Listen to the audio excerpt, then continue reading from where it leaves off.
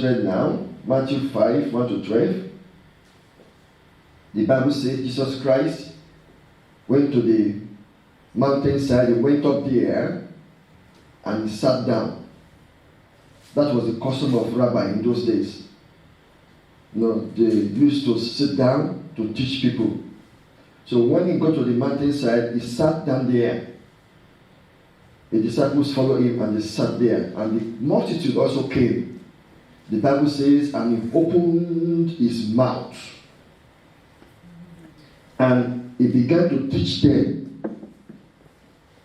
So what Christ was teaching that day is called the Beatitudes.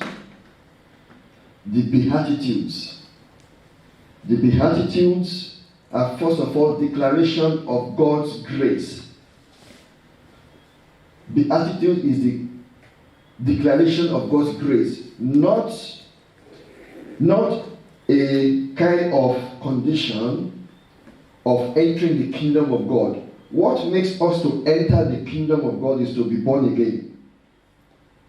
We are justified by faith through faith in the finished work of the Lord Jesus Christ. But the Beatitude speaks about the characteristics of God's kingdom. It speaks about the characteristics of God's kingdom. It speaks about the attitude of believers. What should be the attitude of believers? That's what we call it, beatitude. Let this be your attitude. Let this be your character. So Christ's character being formed in us. So as he opened his mouth there, he began to teach them. And the first four attitudes he mentioned speaks about our relationship with God. And the remainder speaks about our relationship with human beings. And in the actual sense, when Christ began to teach that day, his teaching was actually direct opposite of what the Jews were being taught by the rabbi, or the scribes, or the Pharisees. It's like something like a reverse of a mirror. So, for example, he said, the meek shall inherit the earth. That wasn't the teaching of the Pharisees. He said, the poor, that God in mercy, that the poor will inherit the kingdom of heaven. That wasn't the teaching of the Pharisees, because the Pharisees, they were actually proud. They were filled with ego. And when Christ began to teach, people were amazed. If you read the last chapter or the last 3 verses in chapter 7 of the book of Matthew, they were astonished at his teaching. They said, this man speaks with authority, unlike the scribes. So it's like that they were just stuck there, they couldn't move. He was speaking without a microphone to thousands of people. No, that was his authority. He was speaking with command. He was sure of what he was saying. People were amazed and they were stuck on their chair. They couldn't move until they heard him speak. And when he finished speaking, they said, oh, what a teaching. He taught with authority, unlike the scribes. So we are going to be considering that the beatitude. The first one I want us to consider this morning is the poor in spirit. The poor in spirit. The Bible says in verse 3 of Matthew chapter 5 that blessed are the poor in spirit, for theirs is the kingdom of heaven. What is the meaning of being poor in the spirit? What does it mean when we say someone is poor in the spirit? It's simply about the recognition of our spiritual bankruptcy. When you look inwardly, you look at yourself and you say, God, I've come to you, I am spiritually bankrupt. When you don't inflate your ego, when you don't try to boost your ability, When you go before the Lord, you just only look up, you look at yourself, God, I've seen my wretchedness. I have seen my poverty. I have seen the evils I have committed. Lord, I'm not worthy to come to your presence. Have mercy. When you are at that stage, that's what we call being poor in the spirit. It is to acknowledge our spiritual bankruptcy before God. It is an honest confession. Honest confession that we are sinful and utterly without moral virtues. And we look to God to please have mercy upon us. I love this song about Rock of Ages. Cleared for me. 2 of verse number 3. That is, nothing in my hand I bring. Simply to the cross I cling. Naked come to thee for dress. Helpless look to thee for grace. Nothing in my hand I bring. Simply to the cross I cling. Naked come to thee for dress. Helpless look to thee for grace. And so on and so forth. You go to the presence of the Lord. Say, Lord, nothing in my hand I bring. Without you, I can do nothing. I am naked. Oh God, please clothe me. That is being poor in the spirit. You know, it tells us about bringing our poverty to God, open for sustenance. To bring our sin before the Lord, open to receive forgiveness. Go with your sickness, open to be healed. Go with your grief, open to be comforted. You look at yourself before God, say, God, I am nothing. Please have mercy on me. Being poor in the spirit. Psalm 51 verse 17 says, the sacrifices of God are broken-hearted. He said, this God will not despise. Say, broken heart and contrite heart. This God will not despise. That is Psalm 51 verse 17. When you have a contrite heart, when you have a broken spirit, God will never despise you. David wrote that psalm when he sinned against God. Prophet Nathan went to him, you have done this thing against Bathsheba and Uriah. And immediately, as a king who feared the Lord, he wrote Psalm 51. And he said, God, have mercy.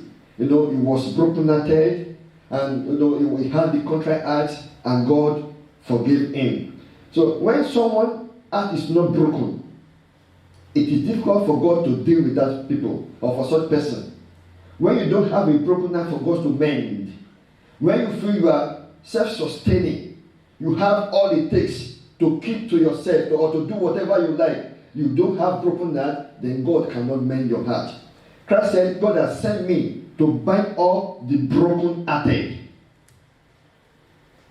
When you just look at everything about yourself, God, nothing without you. Have mercy, and you will have mercy. The Bible says regarding the Pharisees and the tax collector in the book of Luke chapter 18, 10 to 14, and I will read. 2 men went up to the temple to pray. One a Pharisee and the other a tax collector. The Pharisee stood and prayed thus with himself. God, I will thank you. I thank you that I'm not like other men. Can you imagine? Human being went to the presence of God and he began to boast. Thank you, I'm not like these sinners. I'm not like these people. I'm better than them. Human being is saying to God that is better than them. And whereas the Bible says there is none righteous. No, not even one. We are only righteous because of our faith in Jesus Christ. Now the Pharisee said, God, I thank you that I'm not like other men, extortioners, unjust, adulterers, or even as this, he pointed to him, even as this tax collector, look, I'm not like him. I fast twice a week. I give tithe of all that I possess. That's what he said before God. and the tax collector standing afar off. Look at the attitude of tax collector. He couldn't even go to the presence of the Lord. He stood afar off, way behind. And he said, will not so much as raise his eyes to heaven, unable to look up to God. Because he saw his wretchedness, he saw his poverty, he saw his sin, he saw his weakness. But beat his breast, saying, God, be merciful to me, a sinner. I'm sorry for everything I've done, oh God. Be merciful to me, a sinner. Christ said, I tell you, this man went home down to his house justified, rather than the other. For everyone who exalts himself will be humbled, and he who humbles himself will be exalted. Actually, the Bible says, God resists the proud and gives grace to the humble. So if anyone begins to brag around about his capability, about, yes, I have anointing, I have power, I fast twice a week, I'm not like these sinners, these drunkards, you see them, these adulterers. Yes, I'm not like these homeless people. If anyone says that you don't have a broken heart, you are not poor in spirit, and you feel you can do everything by yourself, God is not looking for that, for such people. So the Son of Man has came to save those who are lost, not the people who think they are self-righteous. If their own self-righteousness, I can do this, I can do that, I am this, I am that. Christ is not for those people. You have to empty yourself. Look at your vulnerability. Look at your weaknesses. See, God, I've come to you for help. Have mercy, and God will have mercy. So that's number one, being poor in the spirit. He said, Christ said, theirs is the kingdom of heaven. Theirs is the kingdom of heaven. Don't forget, it's not a condition of making heaven. To make heaven is to believe in Jesus Christ and his finished work. We believe by faith in him. But these are just the attitude, characteristics of God's kingdom. The people who are children of God, what should be their attitude towards God? Be poor in the spirit towards God. Number two, is those who mourn. The Bible says in verse 4, Matthew 5:4, that blessed are those who mourn, for they shall be comforted. What is the meaning of mourning in this case? In biblical terms, is to have a godly sorrow. This Bible actually is looking at you mourn at evil. Look at evil in the face and mourn at it. This thing is not right. So it's like a progression from being poor in the spirit. Now that takes you to mourning. Blessed are those who mourn, for they shall be comforted. When you hate iniquity, when you see evil, you are so sorrowful. And not only that, it's about the evil of yourself and evil of others, or evil of government, or with their policies. Let me read this. Godly sorrows which worketh through repentance, watchfulness, a humble mind, and continual dependence for acceptance on the mercy of God in Christ Jesus. So, it's about you in the presence of God, looking at yourself, your own shortcomings, you are sorrowful. For example, let me look at repentance. When a Christian does something wrong, a true child of God, because Christians always commit sin, and the easiest one is probably gossiping or lying. When we are facing danger, people tend to lie or gossip. So, when a child of God sin against God, a true child of God, know what will happen. Immediately within him, the Holy Spirit will let him know. The Holy Spirit within will tell you that you have done something wrong. For a child of God, the next thing is you feel so sorry about it. And you go to the Lord in repentance. God, I'm so sorry. I've done this thing. Please have mercy. For ungodly people, they don't even know what they are doing. It's just like life, that is what they have been doing for ages. They don't see anything wrong. in committing evil or any kind of wickedness. So I say, when we face the evil in our own lives, it saddens us. When we face evil in the world, which includes our workplaces, that also touches us or touches our emotion with grief. Now, let us look at the world we are living in now. It saddens me. For example, let me give my example. The other time we had election about the votes of LGBT people. I had cases. I saw so many things about some pastors, even children of God, that say, for me, let them come to this church, I will marry a man and man. Some pastor said, I will marry 2 women. For them, they don't see anything wrong with it. That's one case. It's a law today in the world. Most of the Western world is a law. And if you, anybody today, speaks openly against it, you will get into trouble. If you say, this is my Christian belief, this is what I believe, that person will get into trouble. For example, 2 weeks ago, one Orthodox church in the US, they have imbibed this culture, and they made it a law within the authority of that church. The church is worldwide, and they said, this is what we are going to be doing. But one pastor stood his ground, said it's not going to happen in my local church, even though the leadership of the church said this is what we are going to do. So some people went to the church to get married. You know what happened? The pastor refused. He said, this is not in line with the word of God. I'm not going to do it. I don't hate you. I don't disrespect. I love you as you are, but it's not in line with my Christian belief. That's why I'm not going to do it. And the church authority stood this pastor down. They sacked him immediately. In the body of Christ, this is happening. With some things, you mourn. Now, what is even the church becoming?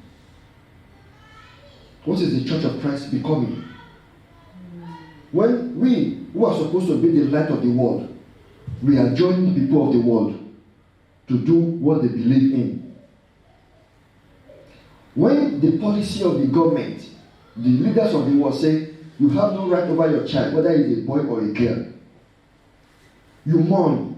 You know you gave birth to a boy or a girl, and now they are not saying to you, you cannot decide. Only that child will decide when it comes of age. With these things, you mourn. With this evil in our communities. When a certain race looks down upon other race, say, we are superior race to your race. We are better than you. You look at other human beings, you call them cockroach. You call them pig. You call them monkey. You call them names. This is evil in our God, in our world. When you look down upon people as if they are an entity, as if they don't have any brain, you know, you denigrate human beings, you put them down, you equate them to something else, and these are the people made in the image of God. It is evil in our communities. When you see people being kidnapped on a daily basis, and people being killed across the globe because of what they believe, because of their love for Jesus. Thank God for Australia, this is okay here, but they are part of the world. People are being persecuted and they are being killed on a daily basis because of their faith in Jesus Christ. You mourn at these things. So if all this evil, you see all this and you are mourning, Bible says you will be comforted. God himself is not happy about it. But the devil, has his own people in this world that he has entered. Some people, they have sold their mind to the devil to commit atrocities in this world, to make life uncomfortable for people who want to do the right thing. When you see adults training his children, let me say a parent now, training his children about alcohol and drug, it is evil. A parent, using drug in the presence of a child or a parent training his children to fight. It is evil. You mourn at this evil. They are all over the places. And evil is evil, whether you try to put them in hierarchy. But whatever is called evil is evil. When policy is made against certain set of people, it is evil. When a religion is being sidetracked and they are favoring one religion over the other, it is evil. You don't destroy human life for any reason, because these human beings are made in the image of God, and Jesus Christ died for all humanity. When you see evil being committed on the road by the so-called powerful people that have connection, you mourn. You mourn. If you have the Spirit of God in you, you will mourn at the evil being perpetrated in this world.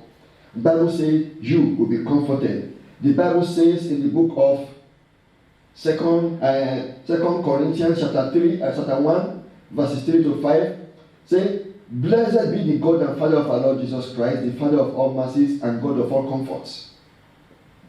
So you will be comforted. That is who our God is, the God of all comforts.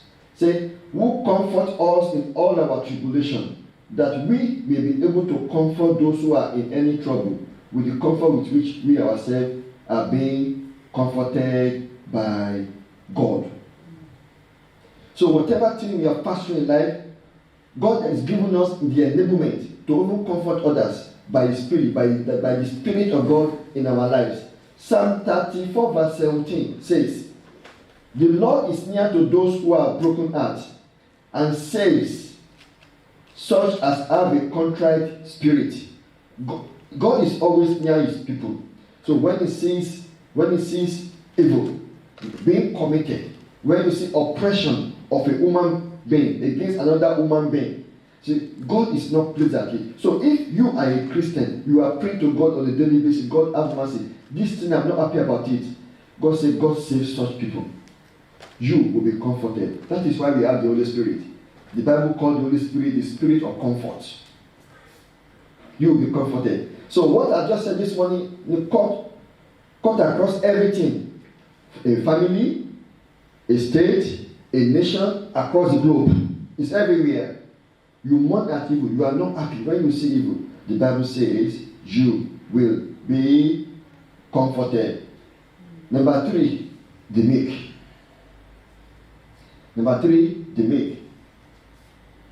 Verse 5 of Matthew 5:5 says, "Blessed are the meek, for they shall inherit the earth." Blessed are the meek, for they shall inherit the earth. Now, who are these meek people? Sometimes meek means to be gentle or gentility. So why did God say they will inherit the earth? What does this mean? In the biblical times, meekness simply means that power under control. You have everything it takes to change the situation, but you put everything under control. Some people in their own mind thought that when you say you are weak, you are meek, it shows that you are weak, you are being humbled, you are being caged, that you cannot resist anything. So in the brain of some people, that is what meekness means to them. But in actual sense, meekness means you have power under control. You have power under control. And when you have power under control, it means two things. That you refuse to inflate your own self-estimation. You don't try to inflate yourself. You estimate yourself and you look at yourself, probably you want this. And you say, this is what I want. You don't inflate yourself. And secondly, it also means that unwillingness to assert ourselves for ourselves. You are not willing to impose your will on others. You are not willing to impose your authority on others. Though you are powerful, Though you are so strong, but you walk with the Holy Spirit so that His will and His purpose will be done. So you don't impose yourself, you don't impose your ability, you don't impose your strength on others, but you walk with them, you humble yourself among them, you are just like them, just to fulfill God's will. For example, in Numbers chapter 12, verse 3, the Bible says, Moses was the meekest person upon the face of the earth. What happened then was this. Moses married a Cushite woman. And his brother and sister, Aaron and Miriam, opposed him. They began to criticize Moses. They said, Moses, who are you? Who do you think you are? Why should you marry this Cushite woman, the Cushite and Ethiopians of today? Why do you marry these colored people? Look at that skin. How could you marry this kind of person? And the Bible says God had it. And God said, 3 of you, come. Come to the tent of the tabernacle. And they stood there. And the Bible said the glory of God appeared. And God said, there's any prophet in Israel or any other among you, I did not speak to such person in dreams and in vision. But for Moses, he is my servant, he is faithful in all my house, he is the meekest person upon the face of the earth. Then what has happened to you? What has gotten into you that you are not afraid to speak against my servant Moses? Imagine, these are siblings. Miriam, Aaron, and Moses, so children of the same parent, siblings. But God had it. How dare you speak against my servant Moses? Why do you attack him for marrying a Cushite woman? And as God was speaking, immediately leprosy came upon Miriam. And they pushed her out to the camp because that was the requirement of the law. She has to go outside the camp, quarantine immediately. The reason why Aaron did not have the leprosy was because he was wearing the garment of the high priest. If he wasn't wearing it at that time, it would fall upon him. But what the Bible says that Moses began to intercede. Moses began to pray, God have mercy. God said, okay, I will have mercy on her, but she will stay there for 7 days until she was cleansed of that ailment, leprosy. The wicked person, Bible says, Moses, how God used him, the plagues in Egypt, how the Red Sea parted. God used him, the supply of food for 40 years. Supply of quail for 40 years. Supernatural provision of water from the rock. He was speaking with God face to face. There was a time God was speaking on the mount of Mount Sinai. People said, Moses, please go and speak to this God. With this thundering, this noise, this vibration, this fire, this smoke. Too much for us. We can't bear it. Lest we die. You go and speak to this God. Whatever it tells you, come back and tell us. The Bible says Moses saw the back of God. When he requested, God, I want to see you. God put him in the cleft of the rock and saw the back of God. And when he came down, his face shone. He was such a powerful servant of God. But he did not impose his will upon the children of Israel. He followed the direction of God. So powerful. But yet, you see, even his siblings, they were pushing him around. They were criticizing him. They were speaking rubbish about him. Meekness. The meek will inherit the hard. What about our Lord Jesus Christ? The Lord Jesus Christ. He said in Matthew 11, I think 28 to 29, that I am meek and lowly. When he was talking about, if you have anybody, come to me, take my yoke upon you and learn from me. And my yoke is easy, my body is light. So I'm meek and lowly. So Christ called himself meek and lowly. You see, the Son of God, God in the flesh. Now, he lived among us. He died with us. He was living like a normal human being. Yet he had authority over this world. After all, the Bible says, by him the world was created. The world was created by him and through him. The judgment of this world has been given unto him. So he's going to judge the righteous and the unrighteous at the end of the age. God came to the midst of human beings, and he was just in that midst, and yet human beings were criticizing him. Pharisees opposed him. Scribes were speaking evil about him. They reviled him. He did not retaliate. He did not fight back, but he was helping the oppressed. Whenever you see someone who is sick, heal. All you need is come to contact, come to his presence. Be in contact of Jesus. When he was here on earth physically, just go to his presence. The problem is solved. Blind eyes open. There was a time John the Baptist was troubled that why am I in prison? And Jesus is out there, and he sent the disciples, go ask him, are you the one to come, or should we be expecting someone else? Do you know the letter of Jesus Christ? Go tell John. The blind see, the deaf hear, dead were raised, and blessed is he who is not offended at me. John was getting agitated that Messiah should be able to deal with everybody. He was expecting the Messiah to come like human Messiah that will have military power, economic power, spiritual power, and just speak one word, everybody will die. Maybe he was expecting something like that. Jesus did not come in that form. He came to say what's first. He was coming again to judge this world in righteousness. He's coming to do that. His first coming is to do what? According to Isaiah 53. Just like sacrificial lamb. And he has died for our sins. For many that believe in him, they are saved. But he is coming again to judge this world. So, Christ himself said, I am meek and lowly. Look at this Bible passage. That's the passage I just quoted to you, Matthew 11, 28 to 29. Say, take my yoke upon you and learn of me, for I am meek and lowly in heart, and you shall find rest unto your soul.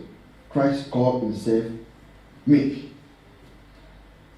Paul, in his letter to the Romans, in Romans chapter 12, verse 3, he says, for I say through the grace given to me, to everyone who is among you, not to think of himself more highly than he ought to think. That's the word I want to bring out. Do not think of himself more highly than he ought to think, but to think soberly, as God has dealt to each one a measure of faith. Don't try to think, yeah, I'm better than everybody. That is not the principle of the kingdom. The principle of the kingdom of God is service. Central thing in the kingdom of God is service, and have the right attitude. And the attitude we are looking at is what Christ expects from every believer. That is where I'm going to stop today. We can go to number 4. We will continue next Sunday, and the Lord will help us in Jesus' name. Amen. So, the attitudes. Let this be your attitude. Poor in spirit. Those who have money as evil, or maybe your own unrighteousness. And the last one which we just read now, the meek. That should be our attitude to everything in life. Everywhere we find ourselves, the workplace, in our homes, in society, in the community, anywhere across the globe, this is what God expects from every believer. Amen. Praise the name of Jesus. Amen. It's time for